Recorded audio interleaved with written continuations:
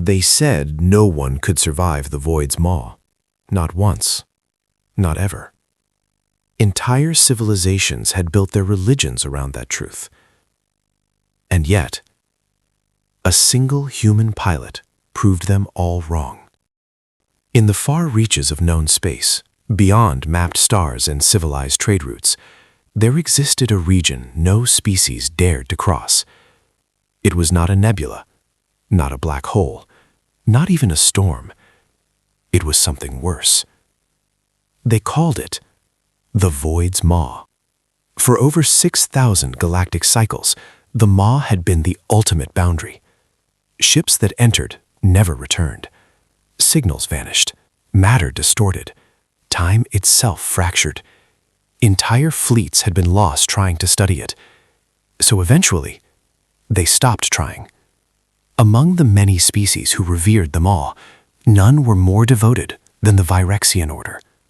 At the center of that belief stood one figure, High Priest Kalen, a being of immense authority, wisdom, and unwavering faith. To Kalen, the maw was not just a phenomenon. It was sacred, a divine threshold placed by the universe itself, a line that must never be crossed. Humans, of course, didn't care. When humanity joined the Galactic Confederation, they were seen as unpredictable, fragile, short-lived, emotionally volatile, but annoyingly persistent. They explored where others hesitated. They questioned what others accepted. And worst of all, they didn't believe in limits. Kalen had observed them for years. He found them fascinating, but also deeply troubling. Luck, humans called it, that strange, chaotic force that seemed to follow them, surviving impossible odds, succeeding where logic failed. To Kalen, it wasn't luck. It was ignorance. The day everything changed began like any other. A routine observation, a standard patrol near the outer boundary of the maw, multiple species present, scientific vessels, religious envoys, and one human ship. Designation, Raven 7. Pilot, Commander Elias Carter. Kalen barely paid attention at first. Just another human. Just another observer. Until the alarm started. Unidentified trajectory detected. All eyes turned. The Raven 7 was moving. Not away. Not holding position. It was accelerating. Toward the maw. Confusion spread instantly. Communications channels erupted. Raven 7, adjust course immediately. Human vessel, you are entering restrictive space. Turn back. This is a direct order. There was a pause. Then, a single transmission came through. Calm. Steady. Almost amused. Copy that. Just taking a closer look. Kalen felt something cold settle in his chest. Kalen's hap forward, his voice cutting through every channel. This is High Priest Kalen of the Virexian Order. Human pilot, you are approaching a sacred boundary. No being crosses them all. Turn back, or be lost to eternity. Silence. Then the human responded. With respect, Priest. Maybe no one's tried hard enough. Shock rippled through the fleet. And then, without hesitation, the Raven 7 surged forward. It crossed the boundary. Sensors streamed. Reality distorted. The very fabric of space twisted like liquid glass. And just like that, the human ship vanished. Gone. Silence fell. No signal. No debris. No trace. Kalen closed his eyes. Another soul claimed by the maw. Another reminder of the universe's unbreakable law. Let this be a lesson, he said quietly. But something felt wrong. 3 minutes later, a signal appeared. Weak. Distorted. But unmistakably human. Gasps filled the command deck. That's impossible. Nothing survives inside. Kalen's eyes snapped open. The transmission crackled. This is Carter. You're not going to believe this. What Carter saw, no one had ever described. Space wasn't empty. It was alive. Shifting geometries. Impossible colors. Fragments of reality folding in on themselves. Time didn't flow. It Carter's voice trembled slightly, but he didn't sound afraid. It's not destroying me. It's reacting. Galen felt his entire belief system began to crack. This cannot be. The maw consumes all. But the evidence was undeniable. The human was alive. Inside the impossible. Carter continued. It's like it's testing me. Every time I push forward, it shifts, adapts. The maw wasn't a wall.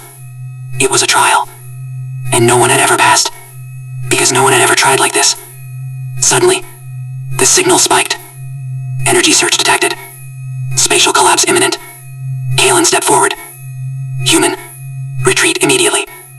You have carried your point. For the first time. Carter hesitated. Then he said, No. If this thing is a test, then I'm finishing it. The Raven 7 accelerated deeper. The maw responded violently. Reality shattered. Time fractured. Existence itself seemed to scream. And then, everything went silent. Minutes passed. Then 10. Then 30. No signal. Galen felt something unfamiliar. Not certainty. Fear. And then, a tear opened in space. Not within the maw, but outside it. A ship emerged. Damaged. Scorched. But intact. Raven 7. Alive. Carter's Fighter's Fly mission came through. It wasn't a barrier. It was a gate. Silence. And it just opened. Galen felt his knees. 6,000 years of belief. Shattered in a single moment. The maw had never been a warning. It had been a challenge. And humanity. They were the first species reckless enough, stubborn enough, human enough, to accept it. They didn't pray. They didn't wait. They didn't believe in fate. They faced the impossible, and forced it to change. Because in the end, the universe wasn't governed by destiny. It was shaped by those willing to defy it. So, the next time someone tells you something is impossible, remember this story. A lone human pilot. A sacred cosmic boundary. And the moment the galaxy realized they had been wrong. The High Priest Galen had always believed that luck was a myth told by the weak to comfort themselves. In his world, destiny was carved in stone, written by the ancients, and enforced by the endless machinery of prophecy. Every outcome had a cause. Every victory had a calculation. Every life followed a path. That was the truth he had preached for over 3 centuries within the sacred halls of the Celestial Order. And for 3 centuries, no one had ever proven him wrong. The void's maw hung before them now, an ever-shifting anomaly at the edge of charted space. It was not merely a region of danger. It was alive in a way that defied science and mocked logic. Ships that entered without guidance were never seen again. Not destroyed, not scattered, just erased. Even the most advanced probes failed to send back coherent data. The maw bent time, distorted signals, and consumed certainty itself. For the Order, the maw was sacred. It was the ultimate proof that the universe obeyed higher design. The High Priest often said, "Where knowledge ends, prophecy begins." And in the maw, knowledge had long since surrendered. On that day, the observation sanctum was filled with scholars, priests, and commanders from across the Confederation. They had gathered not for exploration, but for ritual, a ceremonial observation of a doomed expedition. A drone fleet, guided by predictive algorithms and blessed through ancient rites, was about to enter the maw. It was expected to fail. In fact, its failure would reinforce the Order's teachings. Galen stood at the center, robes shimmering with embedded starlight, his voice calm as ever. "Observe closely," he said, hands clasped behind his back. "You will witness the limits of defiance. The maw does not yield to will. It yields only to design." The drones launched, hundreds of them, moving in perfect formation, guided by the most precise calculations ever created. For a moment, everything appeared stable. Their telemetry streamed back, patterns aligning with predictions. The observers nodded in quiet satisfaction. Then the maw shifted. Without warning, the entire formation collapsed. Signals scrambled. Drones vanished one by one, not with explosions, but with silence. Entire data streams blinked out, as if they had never existed. Within seconds, the fleet was gone. A murmur rippled through the sanctum, but Kalen simply raised his hand. "As expected," he said, "precision without prophecy is blindness." That was when the alert came. A single, unidentified vessel had entered the perimeter. The chamber went still. "Impossible," one of the commanders whispered. "No ship was authorized." "Identify it," Kalen ordered. The central display flickered, struggling to lock on to the intruder. The image that finally stabilized was almost laughable. A small, asymmetrical craft, patched hull plating, outdated engines, minimal shielding. It looked less like a starship and more like something cobbled together from scrapyards. "Species origin?" Kalen asked. The response came hesitantly. "Human." That word carried a certain reputation. Humans were relatively new to interstellar civilization, but they had already gained notoriety for their unpredictability. They ignored protocols, they survived things they shouldn't, and worst of all, they often succeeded without understanding why. Kalen allowed himself a faint smile. "Of course," he said softly, "the believers in luck." The ship transmitted a signal. Not a formal greeting, not a request for permission, just a simple message. "Entering the maw, don't wait up." Laughter broke out across the sanctum. Even Kalen chuckled. "They will learn," he said. "Reality is not impressed by bravado." The human ship accelerated. It crossed the threshold of the void's maw, and everything changed.